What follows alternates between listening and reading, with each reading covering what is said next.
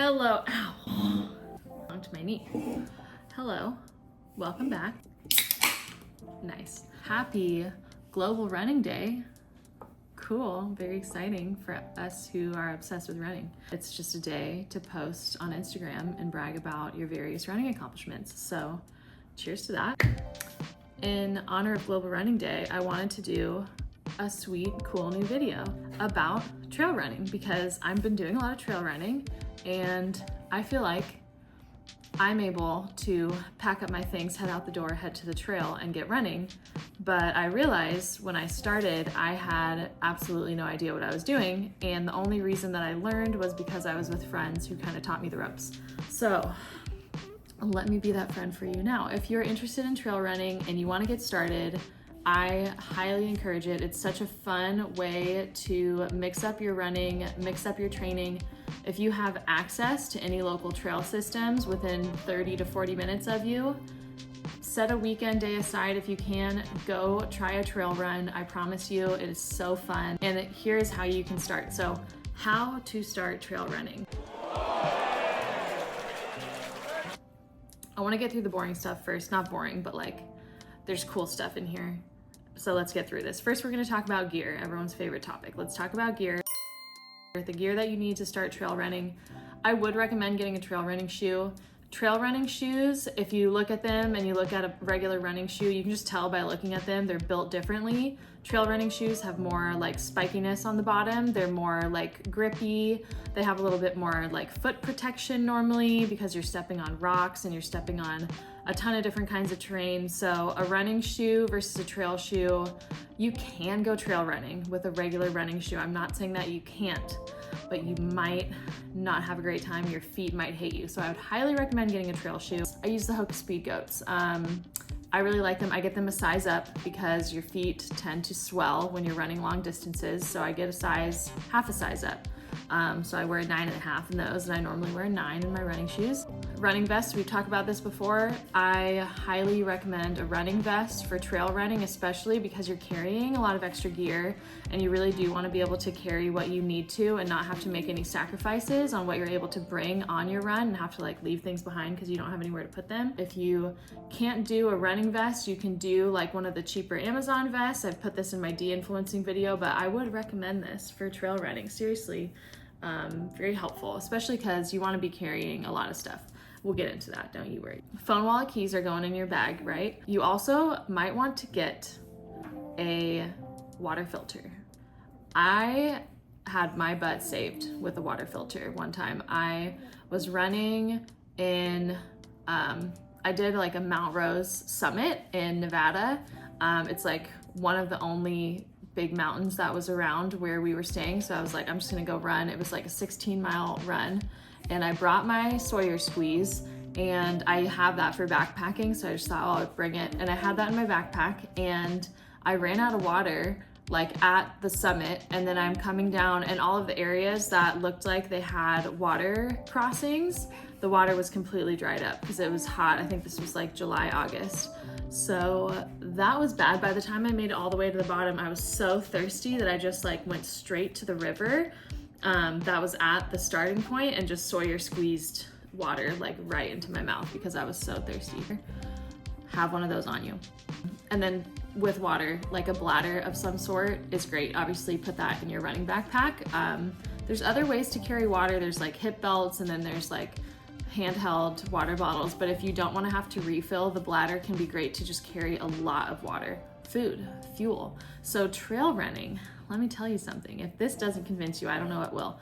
Trail running, because you're going a little bit slower, the fuel that you can take in doesn't have to be so easy to digest, if that makes sense. Like the goos and the gels and like the endurance fuel can be really helpful for when you're in a situation where you're like max heart rate, your body's already doing a lot because you're running as fast as possible. Maybe you're trying to PR in your marathon, so you don't want to have any stomach issues, so you want something that digests really easily. Trail running, you're moving slower. You're maybe hiking uphill, you're maybe jogging over here. Maybe you're like gonna go look at a vista over this way. So you're moving a little bit slower generally when you're trail running. And so because of that, your body has more ability to digest things. So you can have more fun with your fuel. It doesn't have to be hardcore Martin gels only. It can be a peanut butter and jelly sandwich. Uncrustables are really popular. Rice Krispie treats, huge fan of the Rice Krispie treat on a trail run. I can't even tell you how good those taste when you're like 6 miles into a run. I don't really dabble with the applesauce or the fruit, but sorry, my daughter's just chatting away in her swing. I don't really dabble with any of that stuff, but I'm sure it would be great. It's up to you. It's up to your stomach, what it can handle. Training your stomach is a part of ultra running. It's generally recommended to eat 30 to 60 grams of carbs an hour. If you're doing an effort that's less than like 2.5 hours, if you're doing something that's longer than 2.5 hours, 60 to 90 grams of carbs. So if you're looking at the fuel that you're taking in during a run, just use that as an estimator, like you want to have carbs coming into your system. Tomorrow I'm going to be going on a trail run and I haven't mathed out what I'm actually going to be bringing, but I'm doing that 60 to 90 grams of carbs an hour thing because I'm going to be out there for probably 3 hours. So I'm going to be eating a lot. So that math can be helpful to figure out like how many goos do you actually need. So everyone's favorite topic of trail running, and I think the main thing that keeps people away from trail running is the safety aspect. So knowing where you're going is its own thing. Download the offline map, try to print a map. You want to have that map downloaded offline because sometimes, like usually when you're on trail, you're not getting great cell service, so you want to have it available on your phone or on paper, or both. Both would be ideal. Depending on the situation, you might have your paper map disintegrates because it's super rainy and wet, so it becomes hard to read. Your phone map, your phone dies. Maybe your phone dies. So a paper map would be really helpful. There's a product called the Garmin InReach. I have one of these and I've taken it backpacking before, and I've taken it trail running when I'm out in the middle of nowhere. I'm not taking it where I trail run right now because I'm in a place that I know really, really well, and I kind of know the exits and like how to get back to civilization. But if you're kind of in the middle of nowhere and you're running somewhere that you're not sure if you're gonna have cell service, I would highly recommend getting some sort of GPS device where you could make an emergency call. You never know what's gonna happen on trail, and you wanna have something available that can SOS and get people out to help you if you are in a sticky situation. Bears, cougars, mountain lions, snakes, let's talk about it. I personally do not carry bear spray when I run. I might carry pepper spray because I think people are generally a little scarier to me because I'm in California. We don't have any grizzlies, so bear spray, you don't really need it. I have come across bears on trail before. I did a training run and ran into this bear in this area. It was a black bear. Bear just ran straight away from me, like just ran away. Didn't even have to worry about interacting with the bear. The bear ran away. So I didn't need the bear spray. So you might want it depending on where you live. Where I'm at, I don't have to worry about grizzlies, so no need for bear spray, but we love some pepper spray. And you know, various other safety tools, if you know what I mean. You could bring that if you have it, you know what I'm saying? Speaking of animals on trail, leave your headphones at home. Do not bring your headphones trail running. You can bring it, okay? I'm not gonna tell you what to do. You're an adult, I think. Pretty sure you're an adult. You can make your own decisions, but I would highly recommend not wearing headphones, not zoning out listening to music while you're trail running. If you have to, you can like use a speaker of some sort so you can kind of hear it. Keep it so that only you can hear it. There's nothing worse than people blasting music while they're hiking. I hate that. But just like enjoy the sounds of nature, enjoy where you're at, and try to just be aware of what is around you. There could be people coming up behind you. There could be a runner to pass you, a horse, a bike. Like you want to be aware of what's around and not just zoning out. Sun safety, wear sunscreen, wear sun protection. There's like UPF clothing that you can get that covers up like your arms and your legs and stuff, so they're protected from the sun. You can wear a sun hat.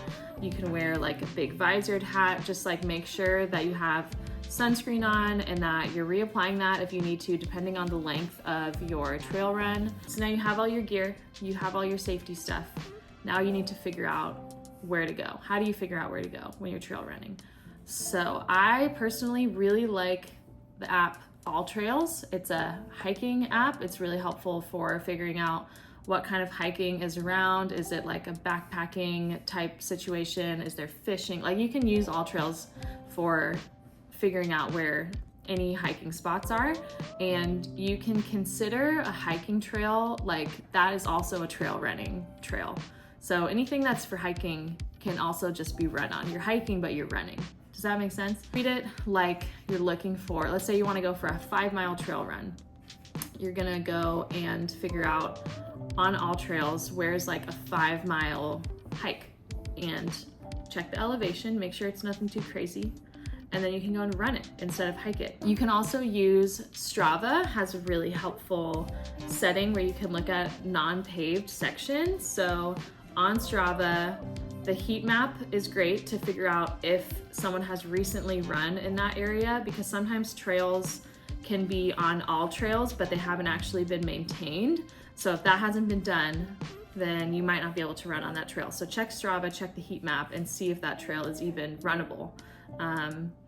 And that can be really helpful to cross-reference those two to see if people are even running on that trail. If you look at Strava, if you look at All Trails and you see a trail that looks runnable, and then you go to Strava and there has not been a single run on that trail, you can assume that there's a reason for that. So use that as kind of a clue to look for a different trail. Another thing with figuring out where to go is make sure you're doing research on the weather where you're going. Where you start, you're planning, like me at home, this weather is going to be different than if I go trail running in Tahoe.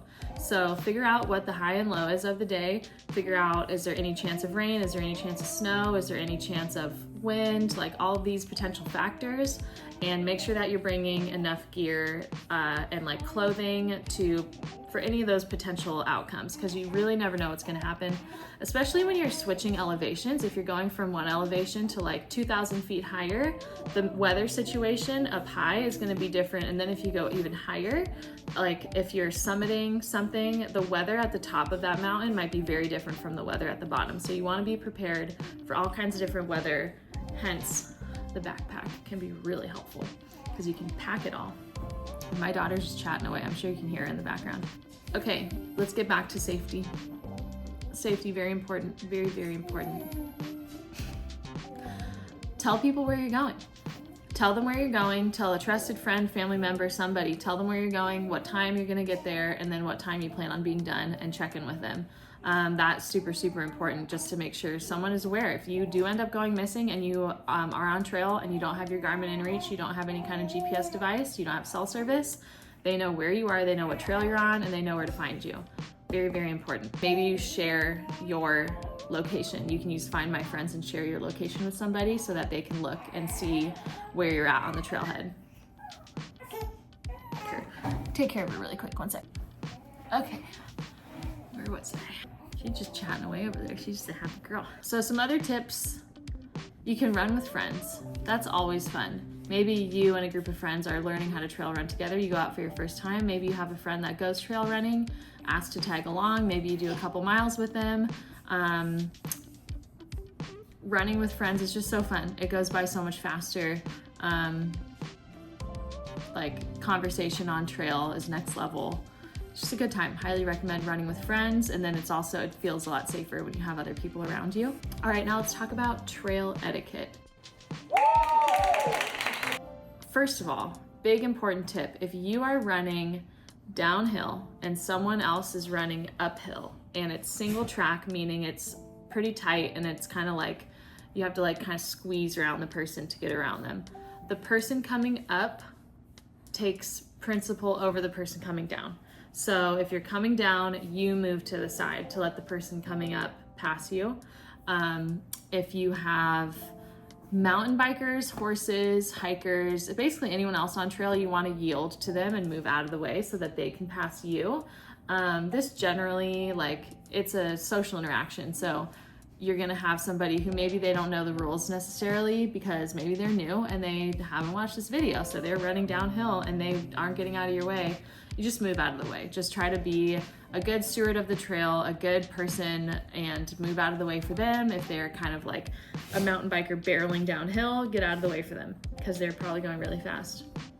Mountain bikers are crazy. Pack it in, pack it out. Pack it in, pack it out. If you haven't heard it before in any of your hiking videos that maybe you've watched, trail running videos, you pack it in, pack it out. That's everything. That's dog poop bags, human poop, human toilet paper. You do not bury your toilet paper. In case you didn't know, I didn't realize this until I was researching like backpacking etiquette before going on a backpacking trip. I just assumed like you dig a hole, you go to the bathroom in the hole, and then you wipe, and then you put the toilet paper in the hole. No, you pack out your toilet paper.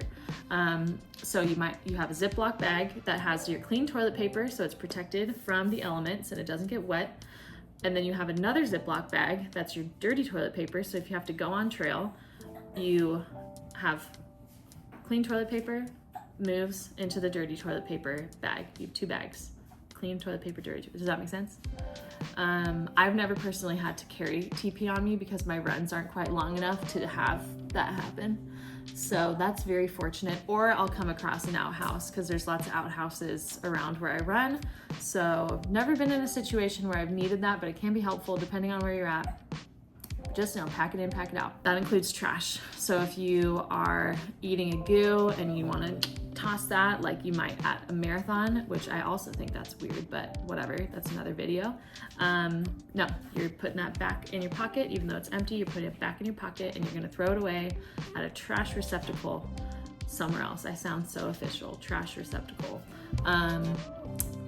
Yeah, so all trash. That includes banana peels, orange peels, any kind of trash, not just things that might be biodegradable. If everyone puts a banana peel on the trail, then we have all these banana peels. Like, what? A banana tree in 10 years? What are we supposed to do with that?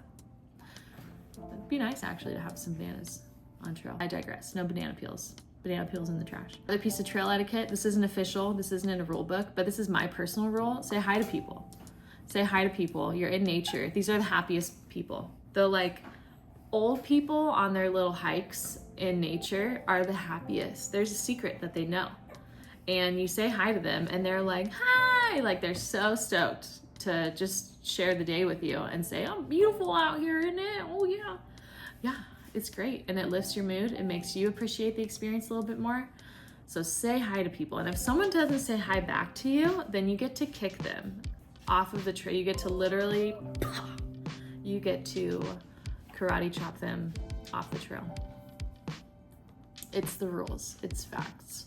Don't actually do that, but yeah, say hi to people, be friendly and happy because it's a really cool experience. If you're out in nature, it's like, this is fun, we're having fun, right? Are we having fun? All right, let's get into common mistakes. Common mistakes that people make when they're trail running so that you don't have to, because I'm gonna tell you about it and then you're not gonna do it. So ready? Being underprepared, not having enough water, not having enough fuel will make you bonk and lead to a bad time. It is just the worst. It's the worst when you're on trail and you know, like, I just have to get back to where I started. There's no gas stations on trail. There's no place to pull over and pick up a quick soda to help lift your blood sugar levels. Not keeping your eyes on trail and falling. That's kind of like an inevitable thing that will happen. There's no level of preparedness that can get you ready for, you're gonna probably have a little tumble. Just know that that's normal. Get back up, dust off your, whatever, and keep moving. Try to keep your eyes on trail while you're moving. Don't, like, there might be a beautiful view. We're gonna look at the view, we're gonna look down, view down, view down. You wanna be very aware of what you're stepping on, especially if you're moving quickly. If you're running downhill, like, just try to be spatially aware and pay attention to the trail, because random little rocks, random little roots will pop up and trip you. Speaking of tripping, pick up your feet more when you're running. So you wanna like have just a little bit more of a pickup in your feet because of the random rocks and roots. You don't wanna have a shuffle. We're not on flat road, on trail. We're in nature. So you wanna be able to pick up your feet a little bit more, especially when you get really tired. That's when it's like super, super important. Just pick up your feet just a little bit more. Another common mistake is taking the uphills way too hard. This is like, I did this all the time when I was new to trail running. I was like, we're running all the time. So this is what's really cool about trail running, is that you don't have to run all the time. You can hike the uphills. This is a very, very common trail running tactic to survive ultra marathons and longer mileage on trail. Hike the uphills, jog the flats, and then run downhill. You don't have to run the uphill. I mean, do whatever you want. If you want to run it, you can run it, but I would recommend hiking uphill, jog the flat, run downhill. Don't stress about your pace. Don't worry about it. You're going to be slower on trail. It's just the way that it is. And don't be too stressed about pace. You want to go by perceived exertion more than your actual pace. So if it feels like an easy pace, that might be 2 minutes slower than your road easy pace, but that's totally fine. Perceived exertion is more important than any kind of pace. Another common mistake is just biting off way more than you can chew. Trail miles are a lot harder than road miles, especially if your trail is going up and down and there's a lot of elevation changes and like different kinds of terrain. A trail mile is a lot harder, in my opinion. For example, back in 2019, I ran the CIM marathon and I had a great marathon, had a great time, ran a really good race, had some soreness, as you do after a marathon, recovered, and then I went 2 weeks later, I met up with friends and we did a 16-mile trail run. It was my first time on trail in a really long time because I was training for this marathon, so I was on the roads for that whole training block. So when I go to the trail, I run 16 miles and I was so sore after, so sore. So we're talking a 10-mile difference, but that trail run was so much harder to me and way harder on my body in terms of soreness and how I felt afterwards. So it's just not the same. Don't bite off more than you can chew. Start out with something small, something manageable, see how it feels, and then go up from there. And then finally, people make the mistake with trail running of being too afraid to even try doing it. And this is why I made this video, because trail running is so fun, but it's very intimidating. It's like, it feels like this mysterious land that people just know something about it and I don't know something. So I feel like you need to know everyone feels a little dumb on their first trail run. Like everyone kind of feels like I have no idea what I'm doing and I feel like maybe over or underprepared and they're questioning all their decisions and they feel dumb. I think everyone feels that way on their first trail run. So being too afraid to even go out and try it, like, no, where you have all the information that you need now because you watched this video, you got all the information you need. You just got to get the stuff, get prepared, and then go out on your trail run, make it happen. And you might be a little afraid, but I promise you it will be worth it. It'll be really fun and it might change your whole running experience and you might become an ultra marathoner. You might become more of a trail runner. Who knows? That would be cool because the world could use more trail runners. They're very happy people. And just look at it like an adventure. Like look at it like you're going on this cool adventure. You're going on this fun run that's going to be different. You're going to see things that you haven't seen before and that you wouldn't ever be able to see by car or road. So you get to go out and do this cool thing in this cool place and see something beautiful and be in nature. Look at it like an adventure and just have fun with it. That is my final tip, is have fun.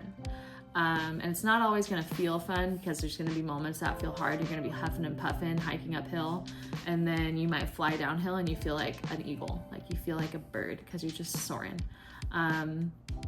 So yeah, those are my little tippies, my little tips for Global Running Day on how to start trail running. I hope that this helped you. I hope that this made you feel more confident with getting your gear together, printing out your map, and making sure it's offline on your phone and heading out to hit a trail near you. I hope that you have a trail near you. That's the one thing that I don't know how many trail systems there are throughout the United States, throughout the world.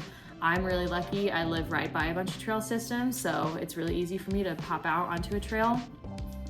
I don't know if it's the case for everyone, so I hope that it is for you. If you're interested and you're watching this video, I hope that there's one nearby. And yeah, like and subscribe if you enjoyed this video. If you have questions, leave them in the comments. Concerns, I guess you can comment your concerns, but maybe you keep that to yourself. So yeah, thanks for watching. See you on the next one.